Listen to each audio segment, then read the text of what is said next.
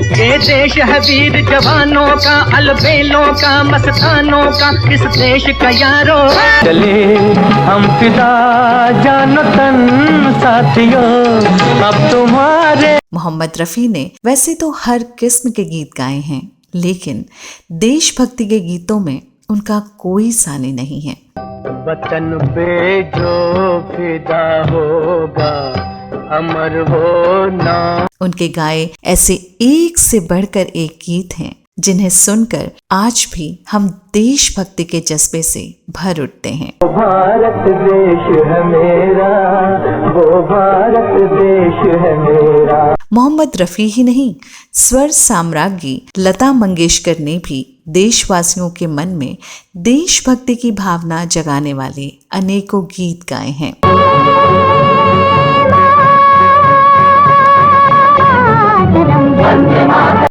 मोहम्मद रफ़ी और लता मंगेशकर के गीतों ने हमारे देश की सरहदों की रक्षा करने वाले जवानों के हौसलों को भी बढ़ाया है। मत भूलो सीमा पर वीरों ने है प्राण। लेकिन क्या आप जानते हैं, मोहम्मद रफ़ी और लता मंगेशकर ने सशस्त्र संग्राम के जरिए हिंदुस्तान की धरती से विदेशी सत्ता को उखाड़ फेंकने वाले क्रांतिकारियों और स्वतंत्रता सेनानियों की मदद भी की थी। इन दोनों महान सिंगर्स की उस मदद से क्रांतिकारियों ने विदेशी हुकूमत से लोहा लिया और हमारे देश के कई प्रांतों को विदेशी सरकार के चंगुल से मुक्त कराया। इस वीडियो में मैं आपकी होस्ट एंड दोस्त भावना पाठक विस्तार से बताने जा रही हूँ आपको। आप बस बने रहें हमारे साथ।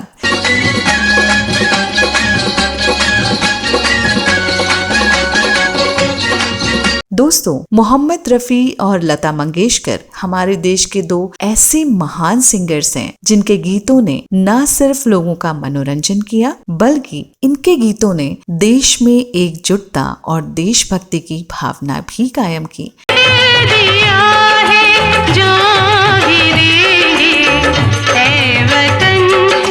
इन दोनों के गीतों ने देश की हिफाजत करने वाले सैनिकों के साथ साथ देश को आजाद कराने वाले क्रांतिकारियों के मन में भी जोश भरा है। हमको तेरी कसम, तेरी राहों में जहाँ तक लुटा जा। वतन की राह में वतन के नौजवान शहीद हो। लेकिन आपको शायद ही पता हो कि इन महान गायक गायिका ने दादरा और नगर हवेली को पुर्तगालियों के कब्जे से मुक्त कराने में महत्वपूर्ण भूमिका निभाई थी।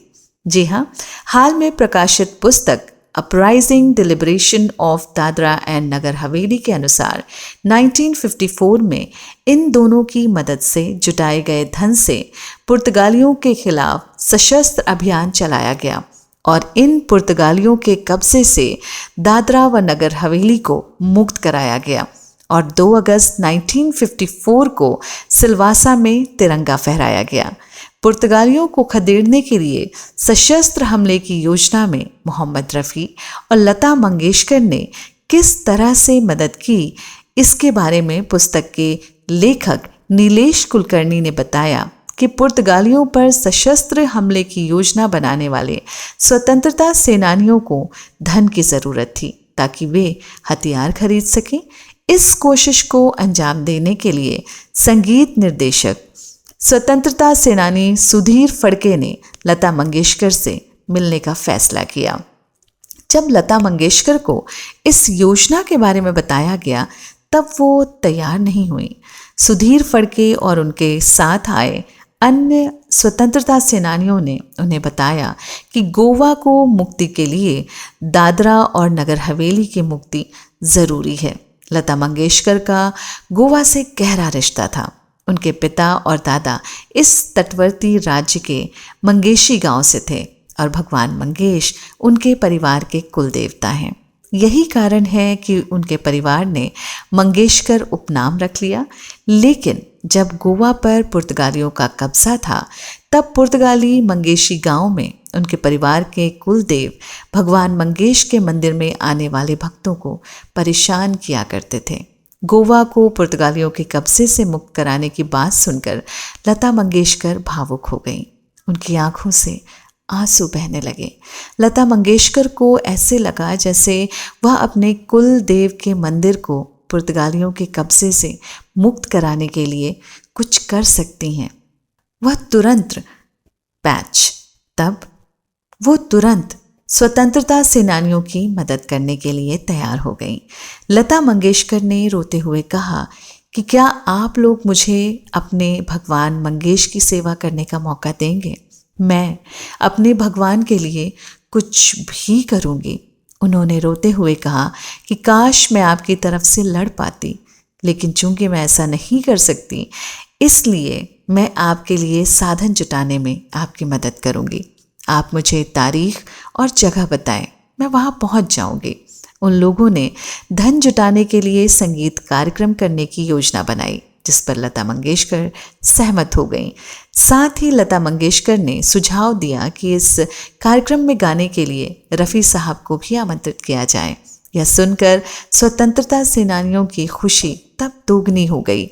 इसके बाद सुधीर फड़के और उनके साथी स्वतंत्रता सेनानी रफ़ी साहब से मिलने बांद्रा पहुंचे। बांद्रा में रफ़ी साहब से उन लोगों की मुलाकात महबूब स्टूडियो में हुई, जो कुछ समय पहले ही बनकर तैयार हुआ था। सुधीर फड़के और उनके साथियों ने जैसे ही उस संगीत कार्यक्रम के बारे में रफ़ी साहब को बताया, वो तुरंत तैयार हो गए। पुस्तक के अनुसार रफ़ी साहब से इन लोगों की मुलाकात केवल 10 मिनट के लिए ही हुई थी, लेकिन यह मुलाकात 1 घंटे तक चली। रफ़ी साहब ने पुस्तक के अनुसार रफ़ी साहब से इन लोगों की मुलाकात सिर्फ 10 मिनट के लिए ही तय हुई थी, लेकिन यह मुलाकात 1 घंटे तक चली। रफ़ी साहब ने इस योजना के बारे में विस्तार से बात की। रफ़ी साहब इस योजना से इतने अधिक प्रभावित हुए कि जब स्वतंत्रता सेनानी नाना काजरेकर ने कहा कि वो पुणे से आने जाने के लिए उनके लिए रेलवे टिकट की व्यवस्था करेंगे, तो रफ़ी साहब ने अपना हाथ ऊपर उठा दिया। रफ़ी साहब ने कहा, यह देश मेरा भी है। यदि आप सब देश के लिए अपनी जान जोखिम में डालने को तैयार हैं, तो क्या मैं अपने खुद के टिकट का खर्च भी नहीं उठा सकता? लेकिन अप्रैल 1954 में जिस दिन यह कार्यक्रम होना था, उस दिन लता मंगेशकर सड़क दुर्घटना की शिकार हो गईं। यह पता लगने पर आयोजकों ने उस कार्यक्रम को स्थगित कर दिया।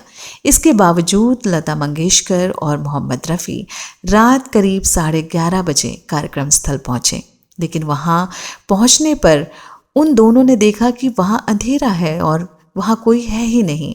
उन्होंने सुधीर फड़के से संपर्क किया, तब कार्यक्रम के स्थगित किए जाने का पता चला। उस रात वे सभी सुधीर फड़के के यहाँ ही रहे। जाने से पहले उन्होंने वादा किया था कि वे जो भी तारीख तय करेंगे, उस तारीख को वे दोनों हर हाल में कार्यक्रम देने आएंगे।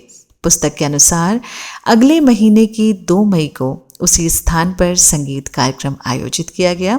कार्यक्रम पूरी तरह से सफल रहा और आयोजकों के पास अच्छी खासी रकम जमा हो गई। इस रकम से स्वतंत्रता सेनानियों ने हैदराबाद के ब्लैक मार्केट से 5 राइफलें और 3 पिस्तौलें खरीदी।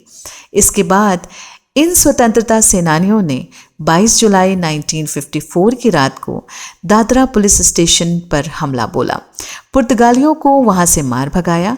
अगले ही दिन पुलिस चौकी पर भारतीय तिरंगा फहराया गया और दादरा को मुक्त प्रांत घोषित कर दिया गया। इसी तरह से नगर हवेली को भी मुक्त कराया गया। 2 अगस्त 1954 को दादरा और नगर हवेली और दमन और दीव की राजधानी सिलवासा को मुक्त घोषित कर दिया गया। इस आंदोलन से गोवा की मुक्ति का मार्ग भी प्रशस्त हुआ।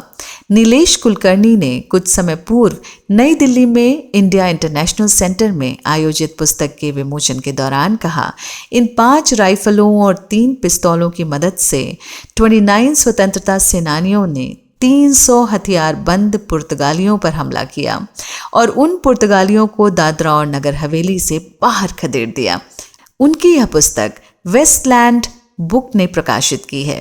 तो दोस्तों, यह थी वह जानकारी जो अब तक लगभग अज्ञात थी। आप इस जानकारी के बारे में क्या कहना चाहते हैं? इस वीडियो में बस इतना ही। यह वीडियो आपको कैसा लगा?